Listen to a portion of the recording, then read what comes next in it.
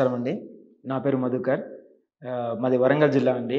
నేను అక్కడి నుంచి ఇక్కడికి హైదరాబాద్‌లో జాబ్ చేయడానికొచ్చాను.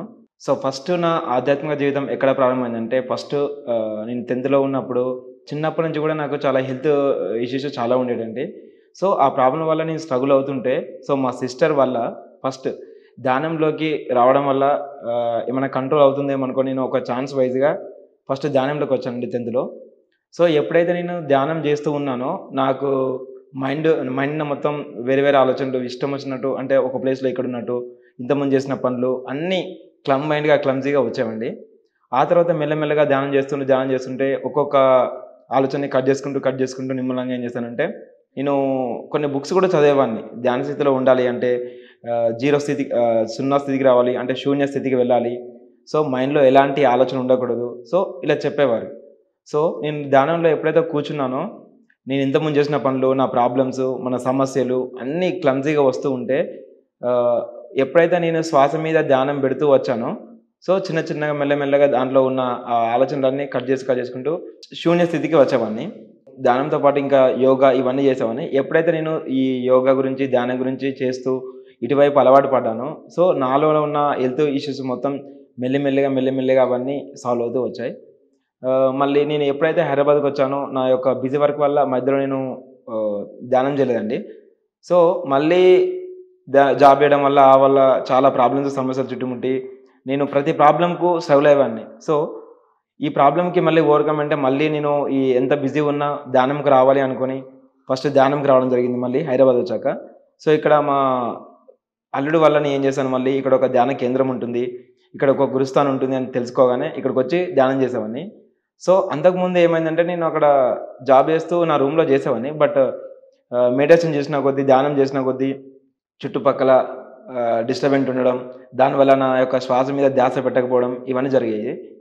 సో, చిన్న చిన్నగా ఎప్పుడైతే నేను గురుస్థానంకి అలవాటయ్యానో, ఇక్కడ యొక్క వాతావరణం గాని, ఇక్కడ మనుషులు గాని నాకు చాలా బాగా నచ్చారు. ఇక్కడ నేను తెలుసుకున్న విషయాలేంటంటే, ధ్యానంలోకి వచ్చామంటే ఓన్లీ ధ్యానమే కాదు, శాకాహారం గూడా ఎంత ఇంపార్టెన్సో నేను ఇక్కడికొచ్చాక తెలుసుకున్నాను ఈ గురుస్థాన్‌కి. సో, ఇక్కడ ఎస్ఎన్ నగర్‌లో ఈ గురుస్థాన్‌కొచ్చాక ధ్యానం మీద ఫోకస్ చేయడం, ఇక్కడి వాతావరణం వల్ల ఇంకా నేను ధ్యానము చాలా డెప్త్‌గా చేసేవాడిని. సో, నేను ఇంత ముందుకు ధ్యానము ఒక 15 నిమిషాలు, 15 నిమిషాలు, 20 నిమిషాలు చేస్తే సరిపోయేదనుకున్నాను. బట్ ఇక్కడికొచ్చాక నేను తెలుసుకున్న విషయం ఏంటంటే, మన వయస్సు ఎంత ఉందో అంతవరకు ధ్యానం చేస్తే నీలో ఉన్న నెగటివిటీ మొత్తం కంప్లీట్ పోయి నీలో ఉన్న పాజిటివిటీ బయటికి రావడం. సో, ఎంత ఆనందంగా జీవించగలుగుతానో కొత్త విషయం ఇక్కడ నేను నేర్చుకున్నానండి. సో, ప్రాబ్లమ్స్ ప్రతి ఒక్కరికుంటాయి. బట్ దాన్ని మనం ఎలా ఓవర్‌కమ్ జేస్తున్నాం అనేది ఈ ధ్యానంలోకొచ్చాక నేను తెలుసుకున్న విషయమండి. సో, అందరికీ నేను చెప్పేదేంటంటే ప్రతి ఒక్క యూత్ గాని, ప్రతి ఒక్క జీవి గూడా ధ్యానంలోకి రావాలి. సో, ధ్యానం యొక్క ఇంపార్టెన్స్ తెలుసుకోవాలని నేను దీని ముఖంగా చెప్తున్నానండి. మళ్ళీ అంతేగాక ఫస్ట్ ఏందంటే నేను ధ్యానం చేస్తూ కొద్దీ ఇక్కడ మాంసాహారం కూడా తీసుకునేవాడిని. సో, మాంసం తీసుకున్నప్పుడు మనం ధ్యానం ఎంత చేసినా గూడా దానికి ఎక్కువ విలువుండదని తెలుసుకొని చిన్నగా దాన్ని తగ్గిస్తూ వచ్చానండి. సో, ఆ తర్వాత మన హ్యూమన్ బాడీ గూడా మన యొక్క పేగులు గాని, అవన్నీ గాని ఒక శాకాహార విధంగా డిజైన్ చేయబడున్నాయి. సో, ఆ విషయం నుంచి ఇక్కడికొచ్చాక తెలుసుకున్నాను. సో, మన టీత్ గాని, మన యొక్క అలవాట్లు గాని అన్నీ శాకాహారానికే సంబంధించినయి. కాబట్టి ప్రతి ఒక్క మానవుడు గూడా శాకాహారిగా మారాలని సో, ఇక్కడికొచ్చాక నేను ఆ విషయం పూర్తిగా తెలుసుకున్నాను. అంతేగాక ఇక్కడ గురుస్థాన్‌లో ఉన్న ఫ్రెండ్స్ గాని, అది గాని ఒక ఫ్యామిలీలాగా ఏర్పడి ధ్యానం జేయడం. ఇంతకుముందుకు నేను మాక్సిమం చేసేవాడిని ఒక 15 నిమిషాలు చేసేవాడిని. ఇక్కడికొచ్చాక నేను 30 మినిట్స్, 40 మినిట్స్ ధ్యానం చేసుకుంటూ చాలా గొప్ప అనుభూతిని పొందుతాను. సో, ఇప్పటికి ఎన్ని ప్రాబ్లమ్స్ ఉన్నా గూడా నాకది పెద్ద ప్రాబ్లమే అనిపించదు.